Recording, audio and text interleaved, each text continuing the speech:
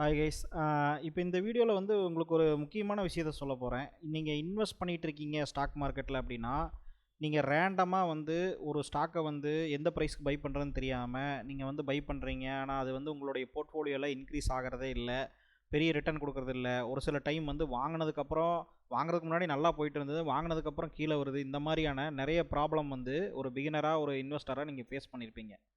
So இதுக்கான solution தான் நான் இந்த வீடியோவில் நான் சொல்ல போகிறேன். ஸோ இந்த வீடியோவில் பொறுத்த வரைக்கும் ஒரு முக்கியமான லெசன்ஸ் இருக்குது. ஒரு ஸ்டாக் மார்க்கெட்டுக்கு நீங்கள் இன்வெஸ்ட் பண்ணுறதுக்கு வர்றீங்க அப்படின்னா, அது வந்து ஈக்குவல் டு ஐஏஎஸ் ஐபிஎஸ் எக்ஸாமுக்கும் டாக்டருக்கும் படிக்கிற மாதிரிங்கிறது தான் நான் நினைக்கிறேன். ஓகேவா? என்னுடைய பர்சனல் ஒப்பீனியன் அதுதான்.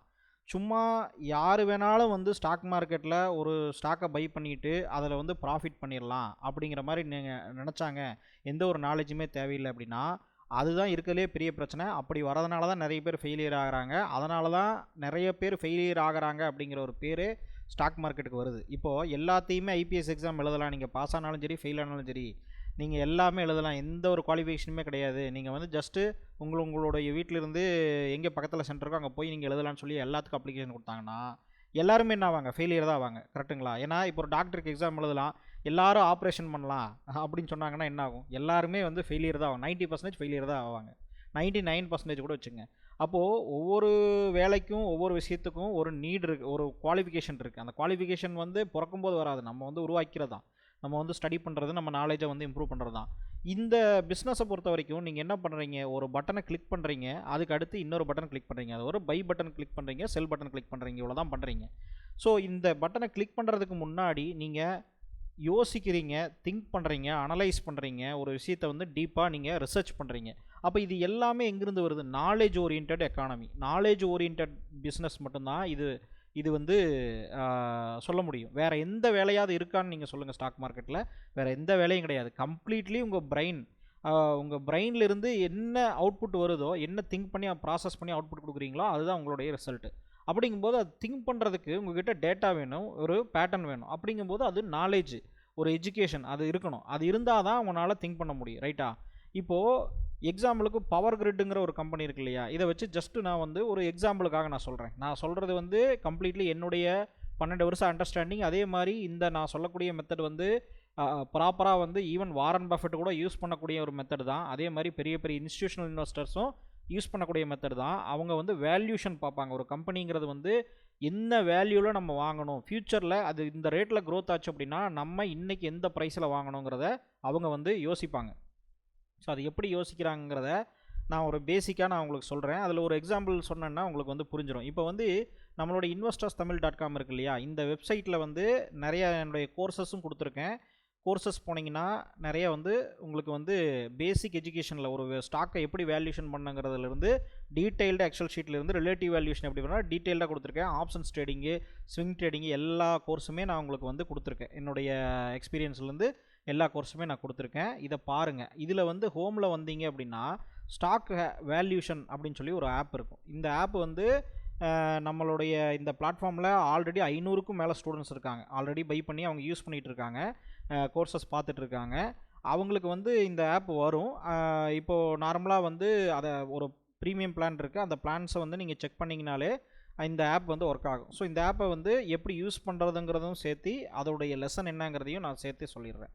இப்போது இந்த ஆப் வந்து இன்ட்ரின்சிக் வேல்யூ ஆஃப் கம்பெனி, அதாவது ஒரு கம்பெனியுடைய உண்மையான வேல்யூஷன் எந்த விலையில் இருந்தால் நம்ம வாங்கலாம். ஏன்னா நல்ல கம்பெனியாக இருந்தாலும் நீங்கள் பேட் ப்ரைஸில் வாங்கினீங்கன்னா அது வந்து பேட் இன்வெஸ்ட்மெண்ட் தான். அதுதான் வந்து நம்ம இந்த இடத்துல பண்ண போகிறோம். இப்போது இந்த பவர் கிரிட்டுங்கிறது கம்பெனி வந்து நிறைய பேர் கேட்குறாங்க என்கிட்ட, பவர் கிரிட் வந்து அனலைஸ் பண்ணுங்கள் சார், அனலைஸ் பண்ணுங்கள் அப்படின்ட்டு. இப்போ இந்த பவர் கிரிட்டுடைய ப்ரைஸ் பார்த்தீங்கன்னா 318 ரூபாய்க்கு வந்து சேல் ஆகிட்டுருக்கு. இந்த ப்ரைஸ் வந்து மார்க்கெட்டில் ஒரு ஷேருடைய ப்ரைஸ் 318 ரூபாய்க்கு சேல் ஆகிட்டுருக்கு. ப்ராஃபிட் லாஸ் ஸ்டேட்மெண்ட் போனீங்கன்னா இந்த பவர் கிரிட்டுடைய லாஸ்ட் வந்து ப்ராஃபிட் லாஸில் ஏர்னிங் பர் ஷேர், அதாவது ஒரு ஷேருக்கு எவ்வளோ ரூபா நெட் ப்ராஃபிட் சம்பாரிச்சிருக்கு அப்படின்னா 16 ரூபா 68 பைசா. அதாவது 300 ரூபா கொடுத்து நீங்கள் வாங்குறீங்கன்னா 16 ரூபா அந்த கம்பெனி வந்து லாபம் சம்பாரிச்சிருக்கு ஒரு ஷேருக்கு. ரைட்டா? இப்போது இது வந்து லாபங்கிறது என்ன? 15,524 கோடி வந்து நெட் ப்ராஃபிட் பண்ணியிருக்கு. அதை divided by total number of ஷேர்ஸை போட்டிங்கன்னா ஒரு ஷேருக்கு எவ்வளோ ரூபாய் லாபம் அப்படிங்கிறது தெரிஞ்சிடும். அதுதான் ஒரு ஷேருக்கு தான் நம்ம கணக்கு பண்ணுறதுனால ஒரு ஷேருக்கு நம்ம பார்த்துக்கிறோம். இப்போ ஒரு ஷேரில் வந்து 318 ரூபா இருக்குது அப்படின்னா இது வந்து இவ்வளோ ரூபாய் சம்பாதிக்குது இன்றைக்கி அப்படின்னா ஃப்யூச்சரில் இதோடைய growth எவ்வளோ இருக்கோ அதை பொறுத்து நம்ம என்ன பண்ணலாம், வேல்யூஷன் பண்ணலாம். இப்போது எக்ஸாம்பிளுக்கு நம்ம இந்த ஆப்பை எப்படி யூஸ் பண்ணணும் அப்படிங்கிறதையும் அதை அப்படியே நான் சொல்கிறேன். இப்போது கரண்ட் ப்ரைஸ் பார்த்தீங்கன்னா ரூ. 318. இந்த ரூ. 318 கரண்ட் ப்ரைஸை நான் இங்கே வந்து ப்ளேஸ் பண்ணிக்கிறேன். அதுக்கடுத்து இப்போ லாஸ்ட்டாக டிடிஎம் இபிஎஸ்ன்னு சொல்லியிருக்கோம் இல்லையா, இது வந்து லாஸ்ட் 12 மந்த்து ட்ரெயிலிங் இபிஎஸ், அதாவது வந்து ஏர்னிங் பர் ஷேர். ஒரு ஷேருக்கு இப்போ லாஸ்ட்டாக எவ்வளோ சம்பாரிச்சிருக்குது இந்த கம்பெனி அப்படிங்கிறது. ப்ராஃபிட் லாஸ் ஸ்டேட்மெண்ட் போனீங்கன்னா ரூ. 16.68 சம்பாரிச்சிருக்குது. கரெக்டுங்களா? ரூ. 16.68 இந்த கம்பெனி சம்பாரிச்சிருக்குது. இப்போது இதோடைய growth ரேட்டு ஃப்யூச்சரில் ஒரு 3 வருஷத்துக்கு 5 வருஷத்துக்கு 10 வருஷத்துக்கு 3 வேல்யூஷனாக பிரிக்கிறோன்னு வைங்க. 3 வருஷத்துக்கோ 5 வருஷத்துக்கோ இதோடைய growth ரேட்டு எவ்வளோ இருக்கும்? ஒரு வருஷத்துக்கு 15% காம்பவுண்டட் ஆனுவல் growth ரேட்டாக, அதாவது growthனா என்ன growth? Profit growth. நான் சொல்கிறது வந்து இப்போ இந்த கம்பெனி வந்து 2014 ரூ. 4.89 சம்பாரிச்சிட்டு இருந்தது ஒரு ஷேருக்கு. ரைட்டுங்களா? 2014, ஏன்னா 4500 கோடி ப்ராஃபிட் பண்ணிது. இன்றைக்கி 15000 கோடி ப்ராஃபிட் பண்ணியிருக்கு, 16.68 சம்பாதிக்குது. ரைட்டுங்களா? ஒரு ஷேருக்கு.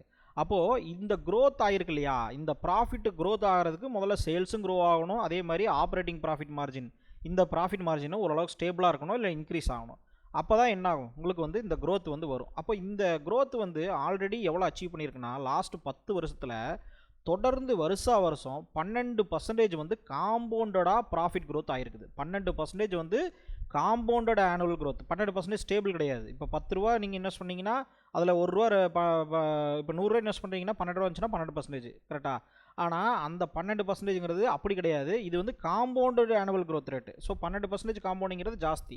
இப்போ நீங்கள் பார்த்தீங்கன்னா தெரியும், 2014 2024 வரைக்கும் எடுத்துட்டிங்கனாலே ரூ. 5ங்கிறது ரூ. 16 இருக்குது அப்படின்னா உங்களுக்கு வந்து அது காம்பவுண்டட் ஆனுவல் growth ரேட் அப்படிங்கிறத நீங்கள் வச்சுக்கணும்.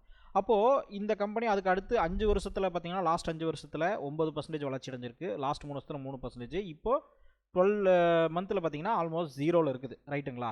இப்போது இந்த 3 இயர்ஸ் பீரியடு 3%ன்னு வச்சுக்கோங்க, இந்த 5 இயர்ஸ் பீரியடு ஒரு 9%. இப்போ ஃப்யூச்சரில் வந்து பவர் கிரிட் கார்பரேஷனுடைய பொறுத்த வரைக்கும் அவங்க வந்து எலக்ட்ரிக்கல் இதில் இருக்காங்க. அதாவது வந்து அவங்க வந்து பவர் கிரிட் பவர் சப்ளை பண்ணக்கூடிய டிஸ்ட்ரிபியூஷன் நெட்வொர்க்கு இவங்க வந்து பில்டு பண்ணி அதை மேனேஜ் பண்ணுறாங்க இந்தியா ஃபுல்லாக. ஸோ பவருடைய நீடு வந்து டிமாண்ட் வந்து இன்க்ரீஸ் ஆகிட்டு தான் இருக்குது. அது வந்து யூட்டிலிட்டி இதில் வரும், அது எல்லாமே இன்க்ரீஸ் ஆகிட்டு தான் இருக்குது. ஸோ அதனால் மினிமம் இந்த 9% growth ஆகுது நான் மெயின்டைன் பண்ணும் அப்படின்னு நான் நினைக்கிறேன். ஸோ அப்போது இந்த 9% growth அடுத்து ஒரு 5 வருஷத்துக்கோ 10 வருஷத்துக்கோ மெயின்டைன் பண்ணுறாங்க அப்படின்னா, நான் 12% கூட ஏற்கனவே எடுத்துருக்கு 10 வருஷத்துக்கு, நான் அதை கூட போடல. ஒரு 9% growth வந்து நம்ம கொடுத்துக்கலாம், ஆனுவல் ப்ராஃபிட் growth இங்கே. அதுக்கடுத்து டெர்மினல் பி. ஸோ ஒரு 5 வருஷம் கழித்து இந்த ஸ்டாக் மார்க்கெட்டில் 5 வருஷம் கழித்து இந்த வளர்ச்சி அடைஞ்சதுக்கப்புறம் அதுக்கு மேலே இந்த கம்பெனி வளருமா வளராதா, இன்னும் எவ்வளோ வளருங்கிறது தெரியாது. அப்போது அதோடைய பிஇ ரேஷியோ பிஇ கான்ட்ராக்ட் ஆயிரும். அப்போ வந்து அதோடைய ரூ. 100 சம்பாதிக்கிற கம்பெனிக்கு இன்றைக்கி நான் 1000 ரூபா கொடுத்து வாங்குறேன் அப்படின்னா, நான் வந்து ஃப்யூச்சரில் இன்னும் அது ரூ. 100 வந்து இன்க்ரீஸ் ஆகும். ரூ. 100 சம்பாதிக்கிற கம்பெனிக்கு 10,000 கொடுத்து வாங்கலாம். அப்போ ஃப்யூச்சரில் வந்து அது ரூ. 200 300 இன்க்ரீஸ் ஆகும்போது இன்றைக்கி நான் கொடுக்கக்கூடிய அமௌண்ட் வந்து வேல்யூஷன் ஜஸ்டிஃபை ஆயிரும் அப்படின்னு நான் நினைக்கிறேன். ஆனால் இப்போ இந்த பவர் கிரிட்டில் அதே மாதிரி கணக்கில் பார்த்தோம் அப்படின்னா, ஸ்டாக் பிஇ டெர்மினலில் ஒரு 5 வருஷம் கழிச்சு பார்த்தீங்கன்னா ஒரு 19, இன்றைக்கி வந்து 19 ரூபா இருக்குது. நான் சொல்கிறேன் என்னென்னா ஒரு 5 வருஷம் கழிச்சு அந்த பிஇ கான்ட்ராக்ட் ஆயிரும். ஒரு 15ங்கிறது ஸ்டாண்டர்ட்னு வச்சுங்களேன். இந்த மாதிரி கம்பெனிஸ்க்கு 15 அப்படிங்கிறதுக்கு வந்துடும் நான் நினைக்கிறேன். அப்படிங்கும்போது நான் கன்சர்வேட்டிவாக தான் கால்குலேட் பண்ணுறேன். சரிங்களா? 15க்கு வந்துடும் அப்படின்னு நினைக்கிறேன் டெர்மினல் பிஇ. வருஷம் எனக்கு தேவையான ரிட்டர்ன் வந்து ஒரு 15% ரிட்டர்னாவது இருக்கணும். இந்த ஸ்டாக் வந்து வளர்ச்சி அடையணும் மினிமம். சரிங்களா? காம்பவுண்டட் ஆனுவல் growth தான் இதுவுமே. 15% எனக்கு ரிட்டர்ன் வந்து கொடுக்கணும். அப்படிங்கும்போது 15% ரிட்டர்னாவது எனக்கு கொடுக்கணும் அப்படின்னு நான் நினைக்கும்போது, அப்போ எனக்கு மினிமம் டிஸ்கவுண்ட் ரேட் வந்து 5 வருஷத்தில் டிஸ்கவுண்ட் பண்ணால் 15% கழித்து நான் இங்கே இன்றைக்கி வந்து என்ன வேல்யூஷன் இருக்குங்கிறது தெரிஞ்சுக்கணும். அதுதான் இந்த 15% வந்து மினிமம் என்னுடைய எக்ஸ்பெக்டேஷன் இருக்கிறதுனால அந்த டிஸ்கவுண்ட் ரேட்டுங்கிறது 15%ன்னு போடுறேன். இப்போ டெர்மினல் பிங்கிறது நான் ஏற்கனவே சொல்லியிருக்கேன். அது வந்து அந்த உங்களுடைய வேல்யூஷன் முடியும் போது அன்னைக்கு என்ன பிஇ ரேஷியோ இருக்குதுங்கிறத பொறுத்து. இப்போ அதை வந்து நான் கம்மியாக தான் கன்சர்வேட்டிவாக தான் போட்டிருக்கேன். 30-40 போட்டோம்னா இன்னும் ஜாஸ்தியாகி போயிடும்.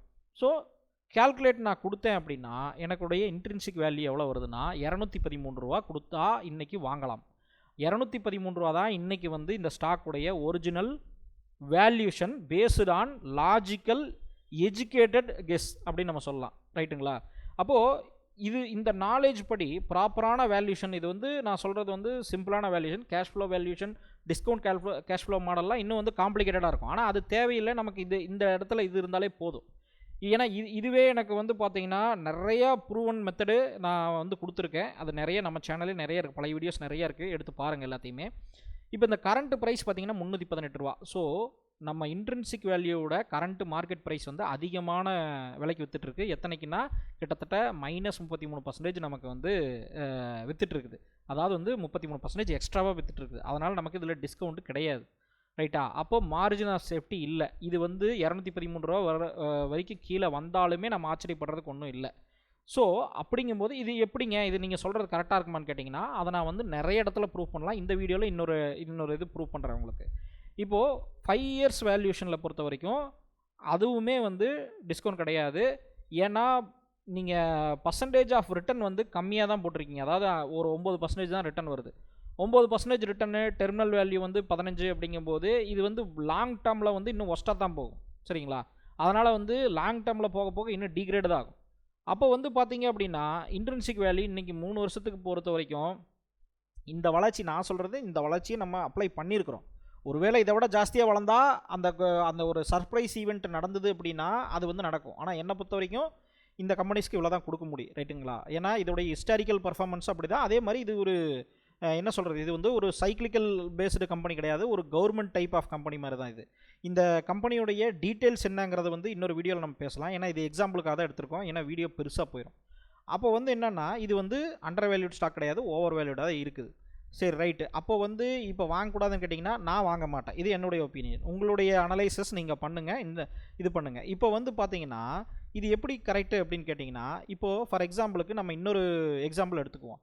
இப்போது இந்த கம்பெனி வந்து பார்த்திங்கன்னா இதே வளர்ச்சி தான் எனக்கு தெரிஞ்சு இந்த 12% தான் 10 வருஷமாக இருந்திருக்குது. 12% வளர்ச்சி தான் 10 வருஷமாக இந்த 12% வளர்ச்சி தான் இருந்திருக்குது. கரெக்டுங்களா? இதை வந்து மைண்டில் வச்சுக்கோங்க, காம்பவுண்டர் க்ரோத்து.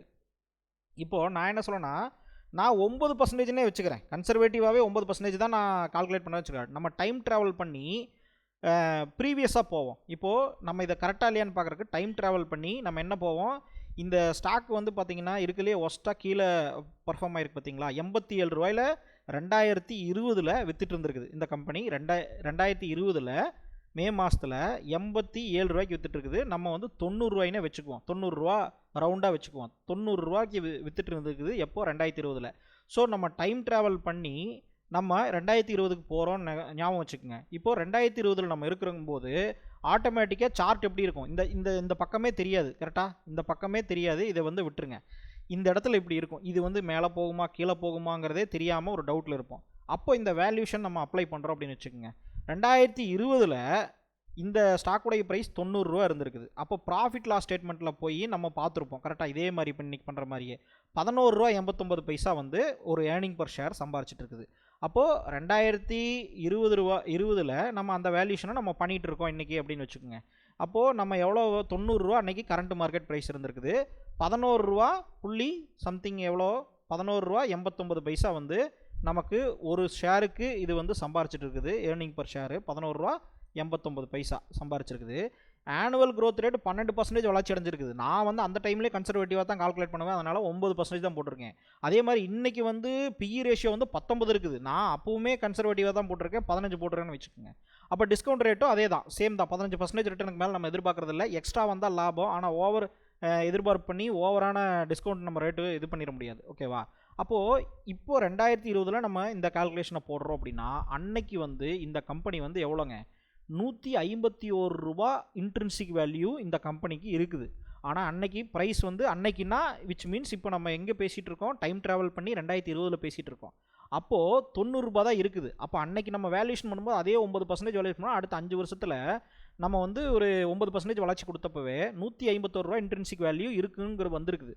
அப்போது ரூ. 90 வந்து என்ன இருக்குது, நமக்கு சேல் ஆகிட்டு இருக்குது. அப்போது வந்து 68% டிஸ்கவுண்ட்டில் கிடைக்குது நமக்கு.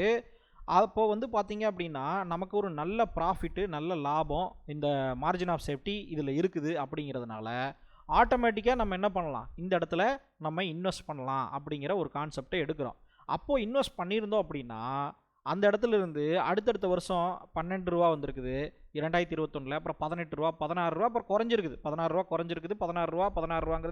ஆல்மோஸ்ட் ஸ்டேபிளாக ப்ராஃபிட் வந்து க்ரோத் பெருசாக இல்லாமல் அப்படியே ஸ்டாக்னெட் ஆகிருக்குது.